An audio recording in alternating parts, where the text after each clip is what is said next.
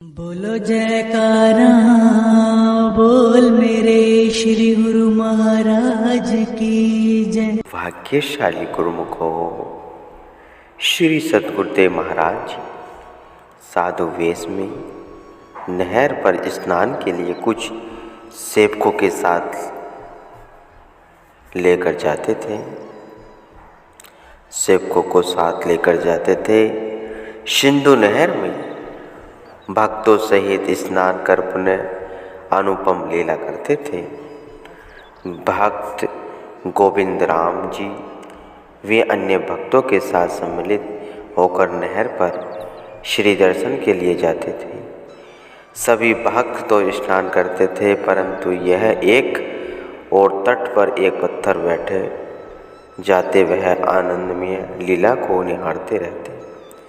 एक दिन श्री सद्गुरुदेव महाराज जी ने निजी मौज से भक्त जी को समीप बुलाकर पूछा कि तुम स्नान क्यों नहीं करते। भक्त जी ने माता पिता द्वारा बताई गई शंका का वृत्तांत आपके श्री चरणों में विनय किया। आपने फरमाया कि भय की कोई बात नहीं, आओ नहर में निशंक होकर स्नान करो। भक्त जी श्री आज्ञा पाकर नहर में कूद पड़े। अन्य भक्तों तथा श्री सद्गुरुदेव महाराज जी के साथ स्नान का आनंद लिया। आनंद के पश्चात तट पर आकर श्री सद्गुरुदेव महाराज जी ने सबको प्रसाद दिया। भक्त जी को पुनः फरमाया कि तुम निश्चिंत होकर स्नान किया करो। उस दिन से भक्त जी नित्य प्रति नहर में स्नान करने लगे और उनका भय दूर हो गया तथा जो आशंका ज्योतिषियों ने प्रकट की थी वह भी सब दूर हो गई।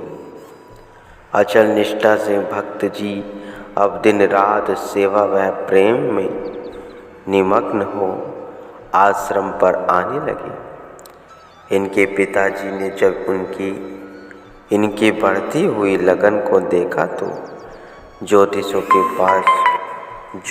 के पास जाकर इनका उपाय पूछने लगे कि कैसे इस मार्ग से इनको हटाया जाए। ज्योतिषी बड़े ध्यान से बड़े गर्व से कहते हैं कि तुम रख धागा कुछ देते हैं, हम तुम्हें रख धागा कुछ देते हैं, बस एक बार खोलकर पिला दो तो जीवन भर उधार मुँह भी न करेगा। इसी प्रकार कितने ही जादू मंत्र चलाए गए, परंतु इधर दशा ऐसी बनती जा रही थी कि दिन प्रतिदिन प्रेम अधिक बढ़ता जा रहा था। वहाँ तक कि रात्रि समय भी उन्होंने घर आना छोड़ दिया। इस प्रकार का बात प्रसिद्ध हो गई कि भक्त गोविंद राम जी साधु संतों के सेवक बन गए हैं और इन पर किसी का कोई वार नहीं चल सका। एक दिन भक्त जी ने सब कथा श्री चरणों में सुनाई। श्री सद्गुरुदेव महाराज जी श्री दूसरी बादशाही जी के श्री दर्शन के लिए जा रहे थे तो भक्त जी भी साथ गए। वहाँ जाकर श्री चरणों में सारा वृत्तांत प्रस्तुत किया। श्री वचन हुए कि निश्चिंत होकर भजन अभ्यास करते रहो, जिससे कुछ भी प्रभाव उन वस्तुओं का तुम पर न पड़ेगा। भक्त जी ने ऐसा ही किया। एक बार एक पीर से ज्योतिषी ने इनके पिताजी को कहा कि मेरा वार कभी खाली गया है न जाएगा। एक बार लड़के को साथ ले जाओ तो उसके कदम फिर कभी उसकी ओर जाने ही नहीं पाएंगे। इनके पिताजी ने साथ ले गए। ज्योतिषी ने देखते ही कह दिया कि आज के पश्चात इन्हें यहाँ पुनः कभी मत लाना। इनके सद्गुरु पूर्ण है, इन पर कोई वार नहीं चल सकता। इसी प्रकार से यहाँ के लोगों की श्रद्धा भी श्री सद्गुरुदेव महाराज जी की प्रति बढ़ गई और श्री सद्गुरु महाराज जी ने दर्शा दिया कि नाम के जपने से सब विघ्न दूर हो जाते हैं।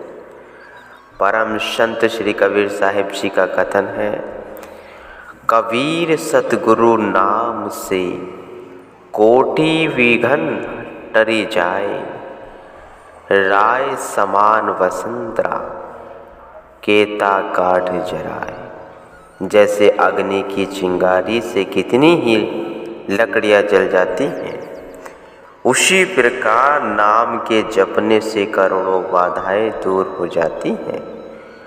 भक्त जी के सब संबंधी श्रद्धालु बन गए। भक्त जी के पिताजी तथा चाचा जी ने बहन सिंध में सत्संग आश्रम भी बनवा दिया। पुनः भक्त जी श्री दरबार में शरणागत होकर तन प्राण से सेवा करने लगे। साधु वेश में उनका नाम महात्मा आत्म अखंडानंद जी रखा। वे अंतिम श्वास तक श्री दरबार को नित्य हित से सेवा करते रहे।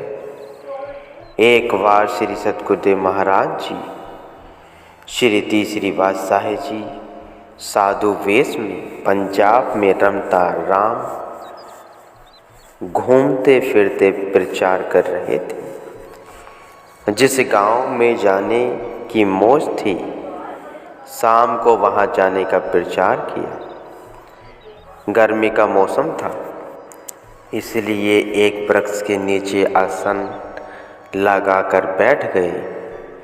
पास ही एक कुआं था, वहाँ पर कुछ स्त्रियाँ पानी भरने के लिए आई और हम अपने अपने मटकों में जल भरकर वापस चली गई। उनमें एक वृद्धावस्था की औरत भी थी। वह आप श्री सद्गुरुदेव महाराज जी श्री तीसरी बादशाह जी के पास आई और कहने लगी, महाराज जी, आपके लिए मैं भोजन घर से ले आती हूँ। आपने फरमाया, हमें भूख नहीं है। उस वृद्धा स्त्री ने फिर विनय की, गर्मी का मौसम है, मैं जाकर छाछ ले आती हूँ। इतना कहकर वह घर चली गई, परंतु घर जाकर घरेलू धंधों के कारण वह छाछ लाना भूल गई। 1.5-2 घंटे के पश्चात उसे याद आया कि मैं तो संतों की छाछ के लिए कह आई थी। अपनी भूल पर पश्चाताप करते हुए शीघ्रता से गिलास भरा और आपके पास आई तथा छाछ का गिलास आपके कर कमलों में देकर प्रार्थना की, महाराज जी, हम गृहस्थी आदमी हैं। घर के धंधों में उलझकर मैं छाछ लाना भूल गई। आप यह सुनकर मुस्कुराकर और फरमाया कि इसी तरह से इस मनुष्य को संसार में आकर संसार के धंधों में फंसकर मालिक का भजन करने का भी ध्यान नहीं रहा। मनुष्य तो संसार में आया ही मालिक के भजन के लिए है, परंतु संसार के कामों में इतना उलझ गया है कि मालिक के भजन को बिल्कुल भूल बैठा। जो लोग भजन नहीं करते वे बाद में पश्चाताप करते हैं, इसलिए तुम्हें भजन करना भी याद रखना चाहिए। प्रतिदिन मालिक का भजन किया करो। इन वचनों का उस वृद्धा स्त्री पर इतना प्रभाव पड़ा कि आपको घर ले जाने के लिए विवश किया।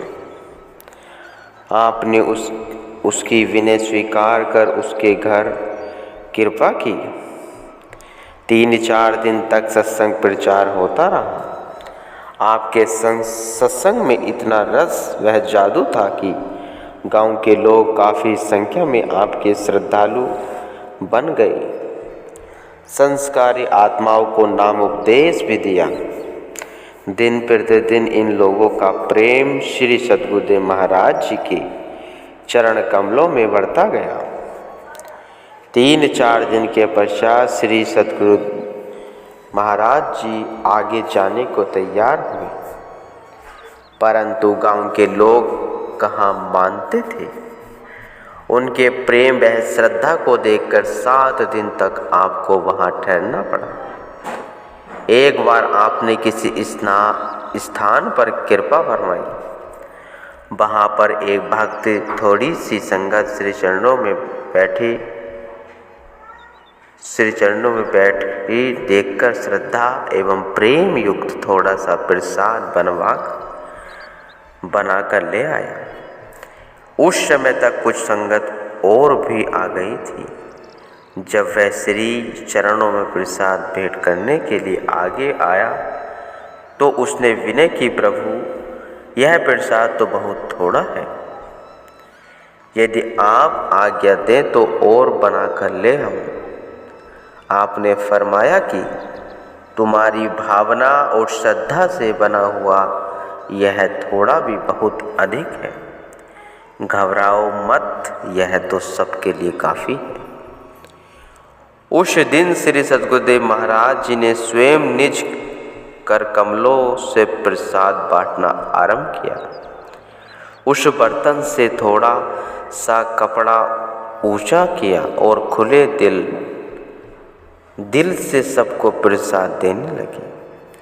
उस अनुमान से भक्त जी ने सोचा कि यह प्रसाद अभी समाप्त हो जाएगा, सबको पूरा न हो पाएगा। उसके आश्चर्य की सीमा न रही। यह देखकर कुछ संगत और भी आ गई, परंतु श्री सद्गुरुदेव महाराज जी सबको बराबर प्रसाद देते गए। अंत में कुछ प्रसाद बर्तन में शेष भी बच गया। जब संगत चली गई तो उस भक्त ने श्री चरणों में विनय की कि दीन दयाल जी, सचमुच ही आप भक्त वत्सल हैं।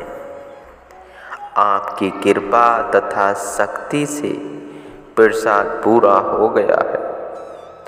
आपने फरमाया, यह सब तुम्हारी श्रद्धा और प्रेम की शक्ति। सचमुच ही महापुरुष की लीला न्यारी होती है। वे समय समय पर अनुपम शक्तियों को गुप्त रूप से दर्शाते हुए न्यारे बने रहते हैं। महापुरुषों के जीवन में परोपकारिता, परमार्थ आदि गुण तो स्वाभाविक होते हैं। यहाँ कुछ झलकियाँ को प्रस्तुत किया है। उनकी समस्त झलकियाँ का विवरण देना अति कठिन, अतएव कुछ बुद्धि द्वारा कुछ गुणवादों से लेखनी को प्राप्त किया है। श्री सद्गुरुदेव बार बार हर समय हर भक्त को यही बतलाते हैं कि 2 घंटे सिमरन ही आपका लोक परलोक दोनों संवार सकता है। नाम का सिमरन किया करो गुरुमुख हो।